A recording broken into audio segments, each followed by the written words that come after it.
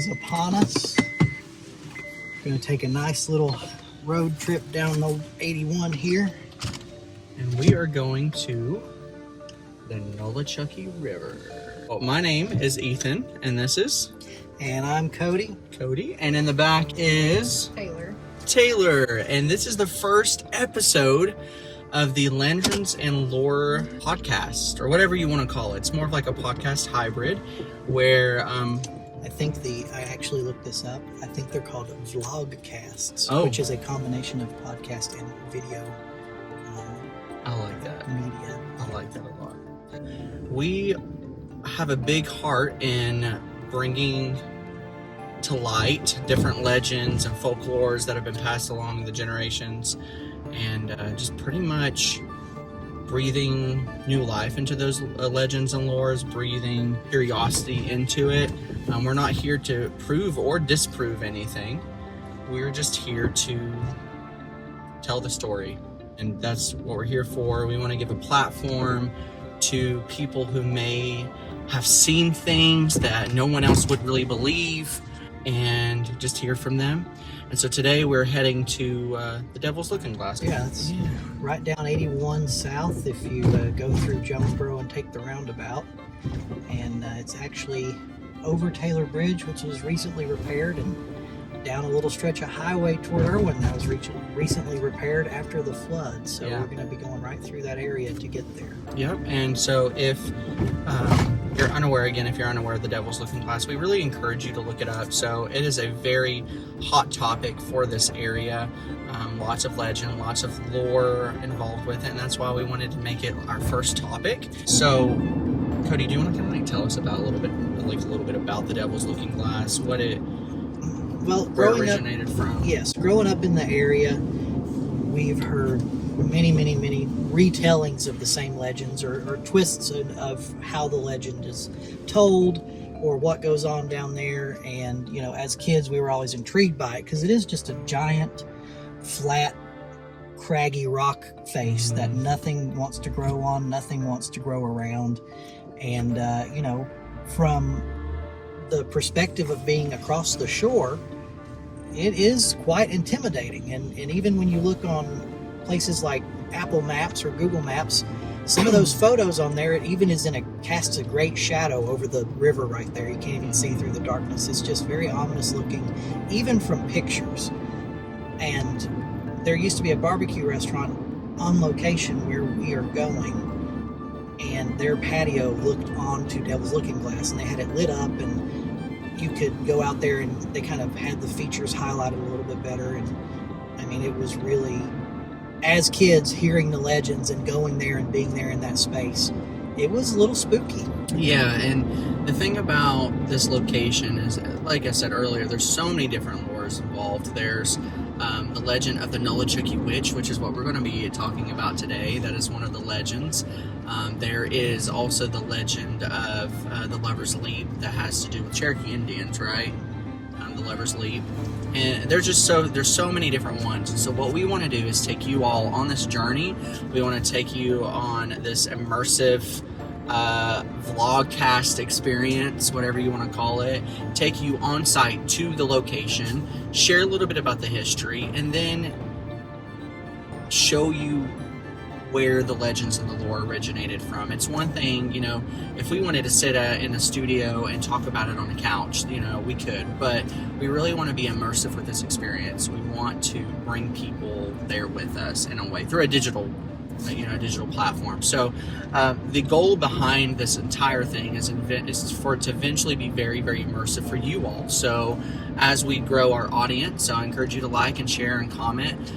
We will start doing live streams for our episodes. And so during those live streams, you'll be able to submit your stories, submit some things maybe you've seen. Maybe you've seen some creepy things in the woods, like some cryptozoology. And Cody is really into that kind of stuff, like Bigfoot. And what are some other things that... We got Sasquatch, Dogman, Mothman. The Wampus Cat. The Wampus Cat is a big Tennessee legend. Yeah. So those are the things we want to explore. So a little bit about the background, and Cody, feel free to chime in on this, because from what I can recall from memory, it was early established from the settlers, and they used it as a trade route. So there was a trade route that went along the river, because most trade routes back then in this area did, because that was the most passable way to get through from point A to point B. And Chucky Trading Post was in vicinity of Devil's Looking Glass, so it was a place where people frequented. You know, and through the generations, so many different things, so many eerie stories have evolved from the area. There's even one about a man on it. They call him like the shadow figure, and he rides on a horse, and there's like a whole bunch of lore behind him too. I don't think we'll probably touch base on him today, but you know, as long as everything goes well, I would definitely love to revisit the area and then just talk about a few more legends and lore that's associated with it, because there's like 4 or 5. There are, and it's very interesting to me because in researching, most of these legends and lore of the area tied together. One thing that's interesting is that there's just been so much lore associated with this area, and so many people swear that they have witnessed certain things involving it. So I'm very excited to see where this journey takes us. Many men have gazed upon it, but never lived to tell the tale. A haunting rock formation at the tip top of the trail. When darkness falls upon the town and the clouds turn to haze, the moonlight casts a shadow in the shape of evil's face. Now the lost souls of the dead make it their home. On a mountainside they find themselves alone. A breath of darkness mirrors all the horrors from their past.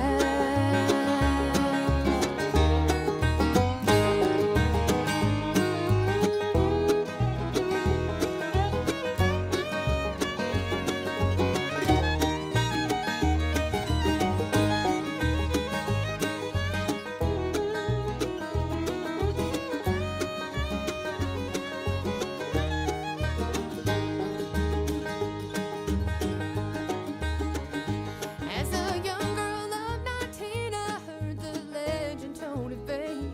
Thoughts of wonder had arose and pity filled my heart with pain. On a dark and foggy I've never been down here. Really? Oh yeah, that must. That road wraps around down onto the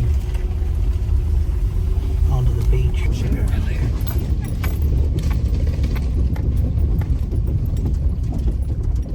Is this the beach?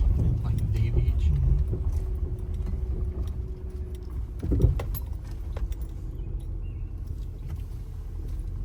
All right, y'all ready? I've been ready. I was born ready. Been ready. Okay. Here we are. Head into the Devil's Looking Glass. This is where we had our experience Really? that we saw. This is the The beach, right? goat hoofs. This is the beach. This is the beach. Pretty cool, ain't it?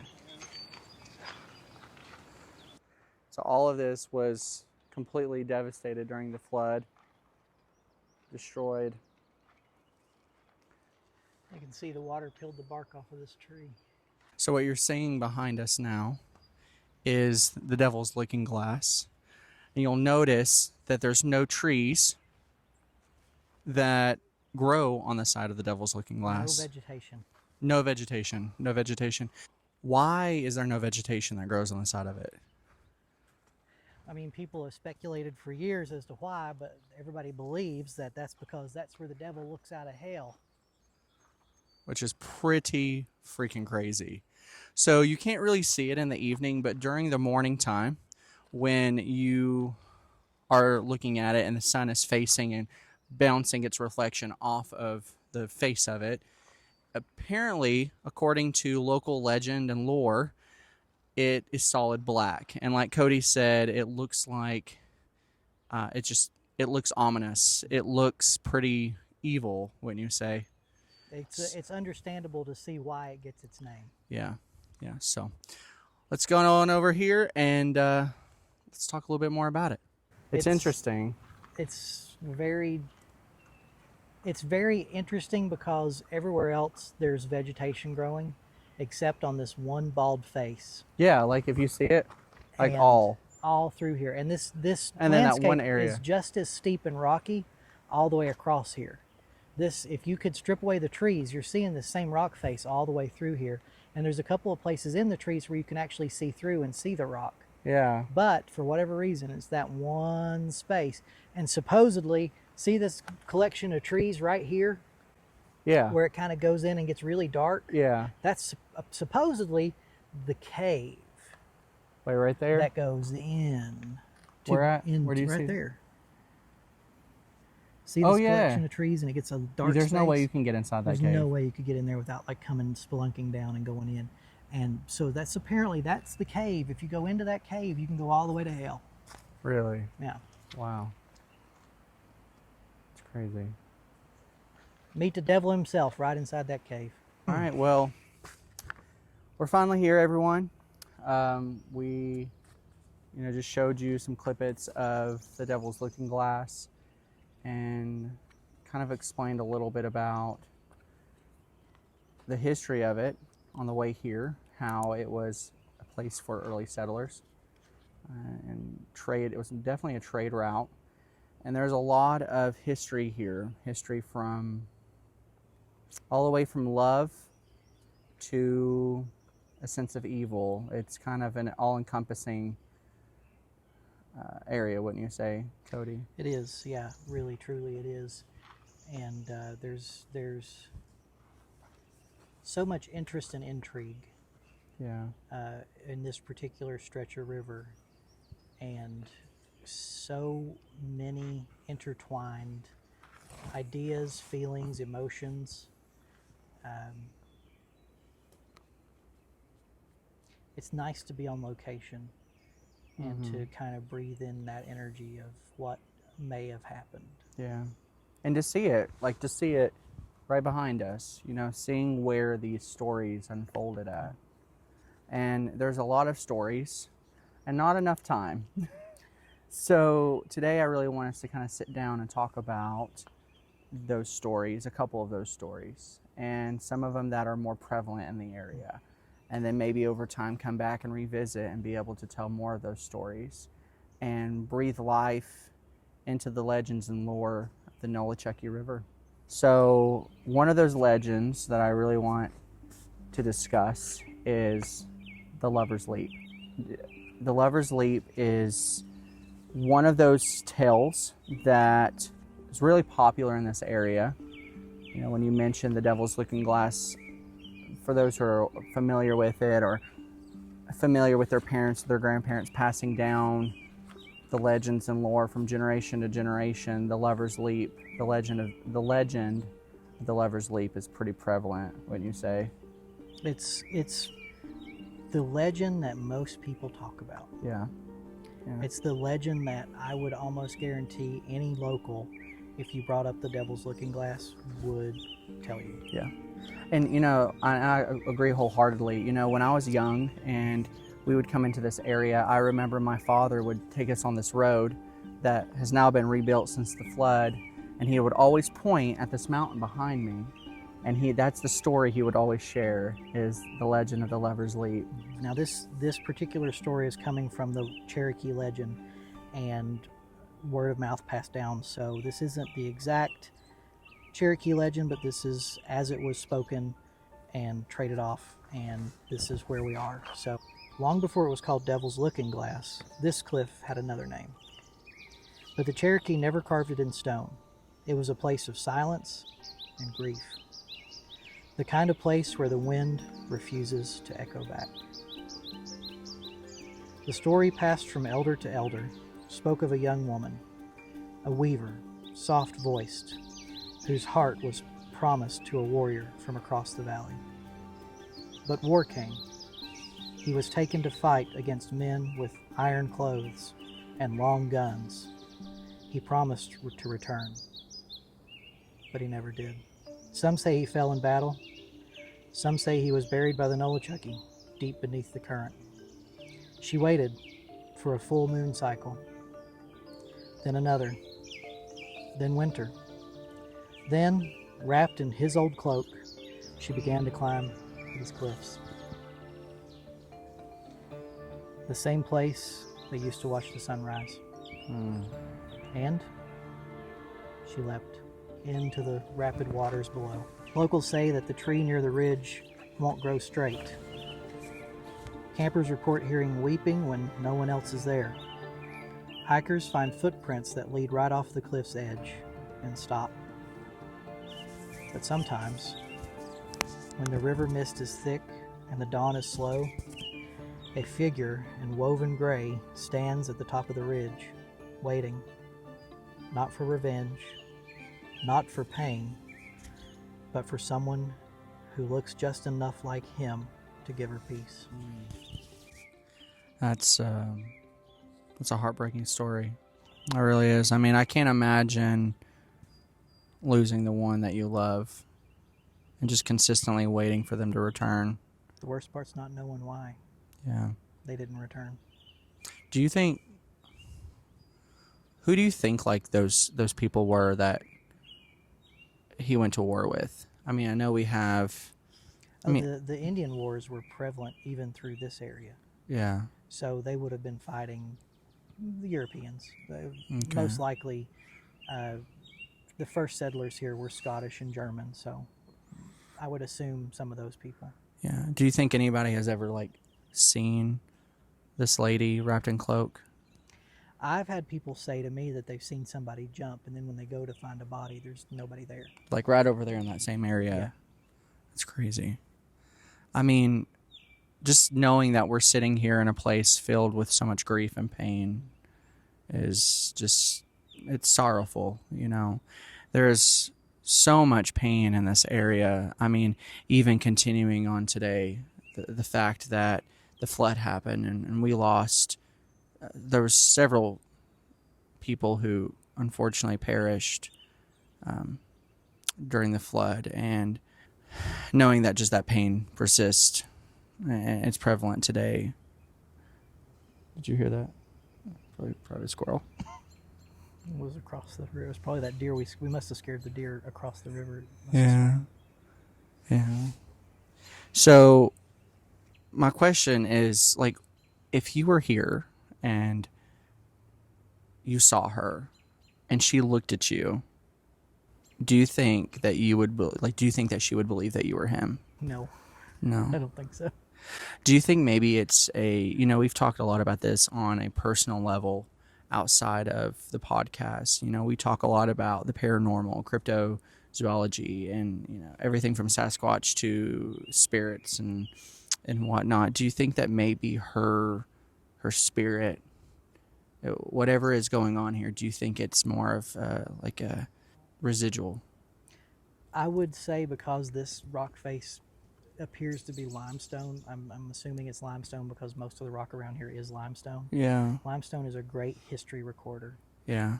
And I would say if people see her standing at the top, and as I've had people report to me leaping, yeah, I would say that's probably a residual haunt. Yeah. I'd say that you could come out here whenever the energy is right and probably see it. Yeah, I agree. And knowing that we're just like right here on location adds more value to just what we're talking about. So people, little tingle of excitement to look back over your shoulder and see her taking a nice swan dive off of it. Yeah. At the same time, that is. If you saw her, what would you like? How would you react? If it looks as specific as people say it does, I would do the same thing that everybody else does. I'd run down to the river's edge and be like, "Oh, where's that lady? Where's she at? Yeah, where's she at?" Jumped in? Only to find that she's not there. Not there. Not there. Is there like anything else that you would like to add? Like, so we were talking about like the limestone. So do you think that possibly like the limestone itself could contain this energy of sorrow? Oh yeah, absolutely. Yeah. I fully believe that. Whatever is imprinted on the stone can still exist there. Yeah. Yeah. It'd be crazy if we saw it today, wouldn't it?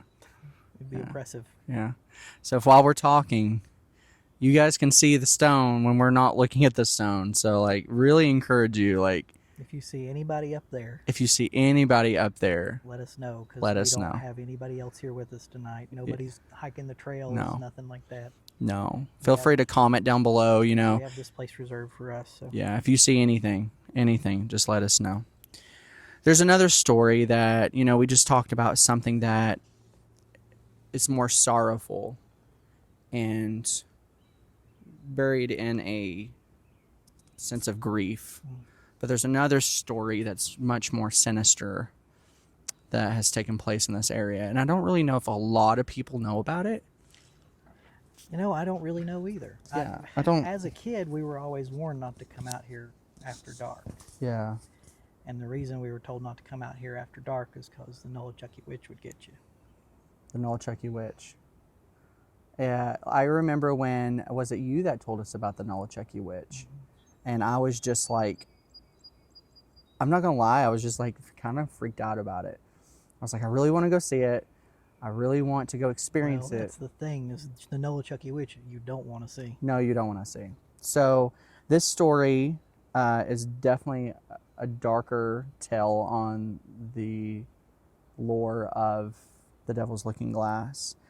And it has to do with these banks that you're seeing behind us of the Nolichucky. So apparently along the banks of this Nolichucky River lies a cave. And hidden deep in a patch of thick underbrush, which is probably the cave that you were talking about earlier, wouldn't you say? Maybe? Not that one high up. The one high up is, we can talk about that now, or we can talk about it later. The one high up is believed to be access to hell itself. Wow. The cave referenced in this is one of these lower lying caves that are here around this limestone outcrop. Are they like, has anyone ever found the cave? I don't know. We should go look for it one day. It would, if we could get to the other side of the river, it'd be the place to look. My wife is probably back there like, I ain't hiking. Heck no. Well, this tale has to do with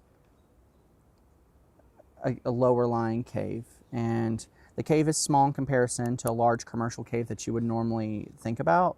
So apparently it runs about 500 feet back into the mountain and contains like many small caverns that kind of branch off into the main corridor. So although the cave is small, it's apparently filled with like very deep holes and ravines. And it's even a dangerous trap for somebody who's like a cave explorer. And so the thing about those caves is the legend says that the Nolichucky witch knows them very, very well. And it's apparently been her home of her ghostly spirit for like 200 years. And shortly after the turn of the 19th century, just after Tennessee had become a state, the valley of the Nolichucky River was dotted with small farms. So the entire embankment was just filled with tiny little patches of farms. And the Indian Wars had ended a decade before, but John Sevier, who was apparently the hero of Kings Mountain, was the governor of Tennessee, and young Andrew Jackson was a federal judge in nearby Jonesboro, which is where Cody has a floral shop named First Class Floral and Design. No, First Class Floral, just floral. First Class Floral Design. So little plug there. And that's actually where, that's where we call home. So as more and more settlers had moved into the Nolichucky River Valley, the frontier atmosphere of the land was disappearing. So although the land was isolated by mountains, trade was pretty much increasing, and most of it was conducted by travelers, and their wagons were loaded with goods. So this is where the story kind of starts. Apparently, one day a trader had stopped for the night at a cave near the bend of the river where the Chucky Trading Post now stands. And a mile further down the river, there was like this little log house, and a farmer's family was preparing for bed. And early in the afternoon, the trader had visited the cabin, like peddling his wares, and the farmer had bought some gunpowder, and his wife purchased some cloth from the traveling merchant. And the couple repaid him with a fine meal of some like fried chicken and some homegrown vegetables, and sounds really good right now. Pretty freaking hungry. But after sharing an afternoon dinner pipe with the trader, the farmer offered him his barn for the night. Well, the trader, however, said, it was such a warm evening that he preferred to like sleep under the stars, which I really can't blame him, unless it was like a night like tonight, because I just want to be in an air conditioner. This is good outdoor sleeping. Oh God, I just want an AC. I love it. I love the outdoors, but I hate the mugginess of it. I love this kind of weather. Man. But the farmer had suggested there was a grassy knoll in front of a small cave about a mile upriver. And that way, if it rained, the trader could find shelter in the cavern. And the trader thanked the farmer, mounted his wagon, and drove off down the road that paralleled the river. Well, this is kind of where things get a little spooky. So it was sometime after midnight when the farmer was awakened by a commotion in front of his cabin. And grabbing his musket for protection, he opened the front door and saw that trader's horse and wagon was standing in the yard. So the farmer glanced at the wagon, and the trader's possessions were still there and they were intact, but there had been no robbery. What would your reaction be in that moment? I mean, I would... Like, what is going on? Like, oh, well, time to go to bed. But like, okay. Like, gotta go. Hope he's okay. I hope he's okay. But back then, I think things were probably a little different, and they would want... I would search... Back then, I think I might search out this poor guy because the nature of the area. Yeah. People go missing. Yeah. In the Appalachians. Late 1700s, early 1800s, I probably would have been more concerned. Yeah. Nowadays, I'd be like, oh, well. Yeah. I mean, it's true. I mean, we're talking about horse and wagon days. Yeah. Like, not vehicles. Like, he didn't just, like, get up in his car and leave. Exactly. Yeah. So. He did not have AAA. No, they did not have AAA. But anyway, so there was something odd about his horse. So apparently the horse had like the wildest look in his eyes, Cody. Like, it was crazy. And the farmer had never seen anything like it. And it actually frightened him very, very badly. So he was afraid that something insane had happened to the salesman, this traveler. So the farmer imagined that the trader was lying on the trail somewhere ahead, maybe hurt or possibly dead. So the farmer apparently put on his clothes and took his only horse out of the barn, and he unmounted it, and he set off down the trail towards the cave. So by this time, a full moon had risen and shed a little light, and still it was tough going in the dark. So the horse, usually kind of like sure-footed its way in the farmer's field, occasionally stumbled over rocks and limbs in the path, and to their left flowed the placid Nolichucky. So when the farmer had reached the cave, he dismounted and he looked around, and apparently there was no sign of trouble and no sign of the trader. So he had wondered if the wounded man had like crawled into the woods, and through a thorough search around the trail, though he like searched the trail and try to figure things out, like nothing could be revealed. And he had wondered, like, where the heck did this trader go? Like, he was here and now he's not. His horse is here, but he's not. So suddenly, the stillness of the night was broken by a low moan coming from the mouth of the cave. The farmer strained his eyes to see in the darkness. About 10 feet from the cave's mouth, he saw a human figure lying face down in the mud. And I could like see that, like looking along this riverbank right now. Honestly, now that's kind of getting a little darker. It's getting a little more interesting, to say the least. So the farmer had asked and had called out, like, "Are you all right?" And another moan answered him. This time it was not from the cave, though. It was from behind him. Like, no, I don't think so. I'm sitting here thinking, like, I'd be like, okay, listen, it was supposed to just be me and this guy, and all of a sudden there's like this weird voice coming from behind me. Do you turn around and look? Do you feel something's eyes upon you and you think maybe I should just continue on my way? I don't know what I would do. I would probably turn around and look. Out of, natural reaction, which is probably not for the best in this situation. No, not good. So apparently the farmer had whirled around, and a figure stood between him and the Nolichucky. But he didn't recognize the figure. The light was reflecting from the river, apparently shrouded the face, and the man at the cave's mouth moaned again. And I keep thinking, like, maybe this guy was, like, warning the farmer, like, don't look. And unfortunately, though, the farmer turned towards the sound, and the man lifted his head, and the farmer recognized the traitor, and his face wore a mask of wild-eyed terror. And he had asked, "What's wrong?" the farmer asked, now thoroughly frightened. "What happened to you?" And the farmer's finger tightened around the trigger of his musket, and his blood apparently, like, ran cold. And he didn't realize, well, he didn't have to ask a man a third time because he realized what had happened. So apparently the figure behind him was none other than the Nolichucky witch.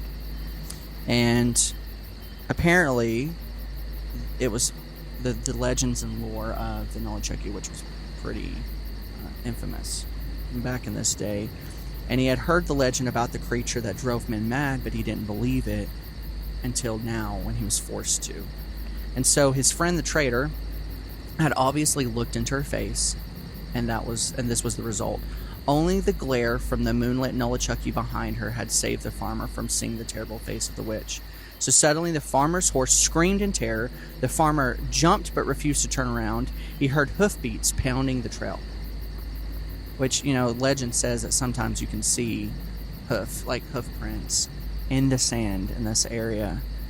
And the sound apparently disappeared into the distance, and apparently after that he was alone in the woods, and a mad man in front of him and the witch who had driven him mad behind.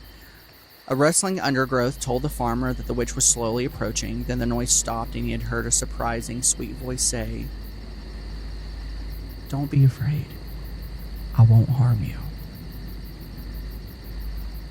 I'm sorry, but if something said, "Don't be afraid, I won't harm you," I'd be like, "Sorry. I'm very afraid. Gotta go. Peace out, Girl Scout." Like, leave me alone. I'm lowing. I ain't afraid, I'm leaving. I'm going. So, not only did she say, "Don't be afraid, I won't harm you," she said, "Don't be afraid, I won't harm you. Come with me, and we will find your horse. Then you can return to your family." And the farmer said, "And if I come with you, what will happen to me?" With his voice shaking. "Nothing," the voice answered, sounding even sweeter than before. Another moan was heard from the cave. The farmer saw the traitor trying to crawl on his hands and knees. What was he going to do? He couldn't turn around, or he would see the witch and end up like the traitor. In front of him was miles of wilderness leading away from the cabin, not to mention that most of it was steep mountainside, populated by a host of rattlesnakes. So just then the moon disappeared behind the cloud. He felt something touch his shoulders. Yeah, apparently so. Apparently it was like soft feminine fingers. And he looked down, and his blood ran cold. Resting on his shoulder were the long, skeletal fingers of a crone. So the farmer tried to brush the hand away, but it gripped like a vice. He thought about firing over his shoulder at the apparition with his musket, but the witch was too close and his barrel was too long. "Why don't you turn around?" the witch asked sweetly. "Are you afraid of me?" The farmer said nothing. Then the witch said, "I will walk around and face you. Then you will see what you have nothing to fear." I'm like, "Oh no, you stay back there. I stay up here." So just then the moon came out from behind the cloud, and the farmer had an idea. He could not save the traitor, but he might be able to save himself. "All right," the farmer said, "I will turn around." The hand on his shoulder loosened its grip, and the farmer closed his eyes tightly. Then he slowly turned around. "Why don't you open your eyes?" the witch asked him. Without waiting to give an answer and keeping his eyes tightly shut, the farmer began to run down what he thought was the path towards home. The witch screamed in rage and began running after him, and the farmer didn't dare open his eyes, and he didn't dare stop running. Neither would I. and the footsteps of the witch behind him sounded like they were gaining. The farmer felt his feet hit an object on the trail and felt himself go down. His arms reached out to protect him, and he felt them hit the water. He had veered off the path and was too close to the river. The farmer scrambled to his feet, frightened, trying to run, and he didn't dare open his eyes. The witch couldn't be too far behind. He listened for the footsteps but heard nothing. Could she have given up on the chase? Slowly, he made his way back to the path, of what he thought was the path. Moving quickly, he continued his way home. Since he couldn't see where he was going, he often ran off the path and into brambles and bushes. Once, he even ran into a tree. Occasionally, he stopped and listened. No footsteps. Should he take a chance and open his eyes? What if the witch were in front of him? Obviously, he could not continue home this way, so maybe he could lower his head and open his eyes. He would be staring at the ground and wouldn't be looking into her face. If he saw her feet, then he could close his eyes again. But he saw nothing but dark forest floor. Slowly, he raised his head, and nothing. No one was there. He began to breathe easier and began to walk home again. If he kept his gaze ahead, slightly lowered, he would be all right. 30 yards further down the trail, he could just make out the outline of the family's cabin. Finally, the farmer was safe from the witch, and when the branch snapped over his head, he thought nothing of looking up to see what had caused the noise. That's when the farmer stared terrified into the frightful face of the witch of the Nolichucky. Just above his head, he instantly thought he should shut his eyes again, but that was the last sane thought that the farmer had ever had. And no one ever saw the farmer or his friend, the trader, ever again. The witch is still said to inhabit the cave along the Nolichucky River, venturing out to strike mad those who are full-heartedly enough to seek her out.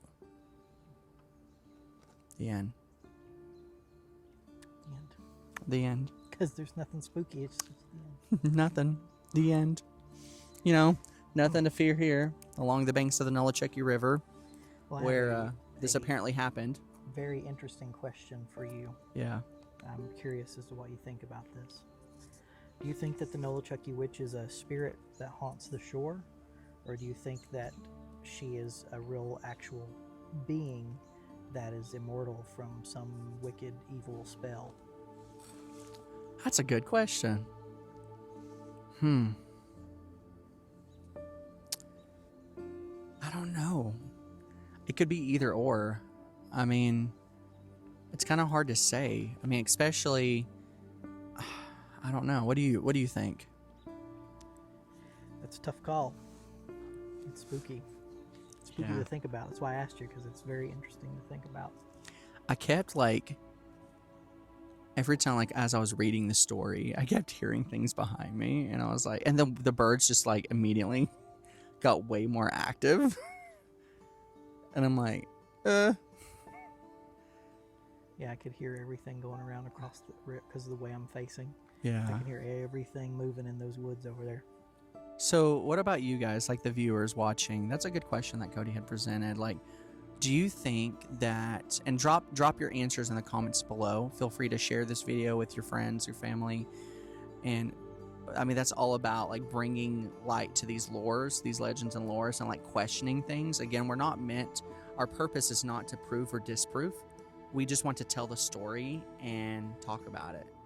We want to keep the legends and the lores alive, Another thought, does anybody know about the time frame from the Lover's Leap to when the lore of the witch started?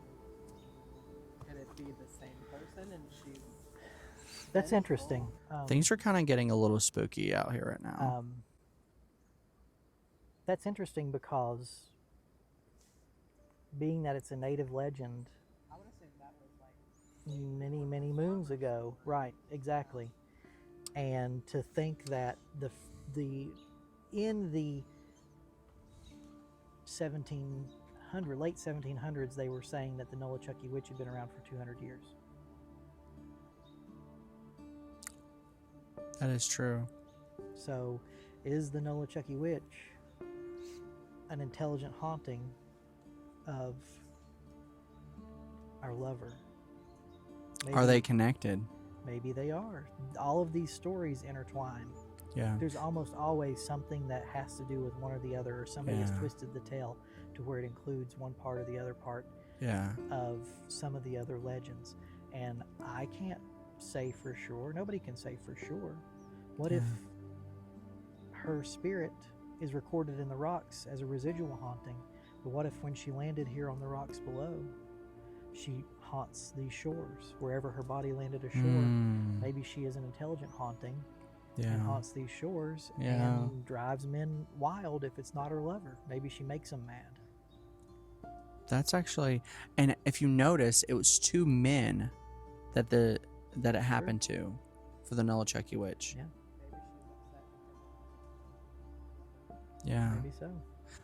Yeah, like, are they connected? Because there's also, which we haven't talked about the story, but like, there's also apparently a story of, and maybe you can vaguely tell the viewers a little bit about it. We don't have to go into deep detail because we could always revisit this location. Kind of leave everybody on like a cliffhanger, but there's apparently also literally so ridiculous. So apparently there's a story of a ghostly shadow apparition of a horse and a cloaked figure. Right. And it is often believed that that is a victim of the Nolichucky witch. Wonder if it's the farmer. Could be. And maybe he found his horse. Could be. What could be? But yeah, because the explanation that I've gotten from people, or the storytelling that I've gotten from people, says it's a cloaked figure that rides their horse down the beach, and in a mad style fashion, out of control fashion. It could be one of the Nolichucky witch's victims, and that's what I say when I say that all of these legends are intertwined along this river. I mean, as the current flows, so do the stories. Yeah. What do you guys think? So, the viewers at home watching, our question to you today is, do you think that the legend of the Lover's Leap and the legend of the Nolichucky witch, do you think they're intertwined? And we haven't gone over it, so you'll have to tune back in next time. We'll keep you guys posted when we decide to revisit the location. But in regards to the legend of the shadow figure, do you think that could possibly be one of the victims? I don't know. Leave your comments down below. Let us know.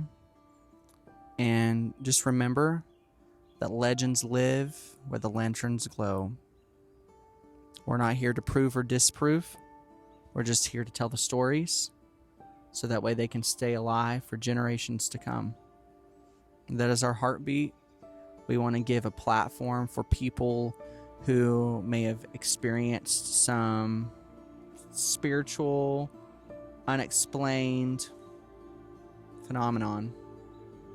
So if you've got a story, if you've got something that you really just need somebody to listen to you, we want to hear from you. Definitely email us at lanternsandloretn@gmail.com or private message us here on Facebook or TikTok, wherever we're posting this. We definitely want to hear from you. Yeah, I want to hear your cryptid Bigfoot backwoods stories. Yeah. I want to hear your my house moved on its own stories. If you've seen a small child in your bedroom hanging from the ceiling at 3 a.m. and you don't have any kids, Or tell us. Or if you've heard a giggle, or maybe a man's cough or footsteps. Again, we want to hear from you. One of the things about living in Jonesboro, Tennessee is, which this isn't in Jonesboro, but it's nearby, but this area is filled with spiritual phenomenon. Filled with it. And so we want to take you on these journeys. We want to share these stories with you as we focus on this area first, and then kind of expand back to the Jonesboro area and beyond. So again, let us know. We want to hear from you. If we want to interview you, we want to talk to you. If you're afraid to be on camera, that's totally okay. We still want to hear your story. So, got anything else to say? There's rain on that ridge over there. There's isn't there? It's coming this way. That is our cue. So, thank you guys so much for joining us for our very first episode of Lanterns and Lore. We really, really appreciate it. We're really hoping for tons and tons and tons of more stories and revealing more legends and uncovering more legends, going on some investigative journeys and just having fun with it. Thanks for spending an hour with us. Thanks for spending an hour with us. Hopefully you'll be back for another one. Yeah. This will be posted on social media. We'll also have the audio version available on Spotify, Apple Music, and all other major streaming platforms. Again, feel free to like and follow our page, subscribe to our YouTube channel, and yeah, we can't do this without you guys. And we don't want to get wet. No, we don't want to get wet. All right. Join us next time as we explore more spectacular stories. All right. Bye, everybody. See ya.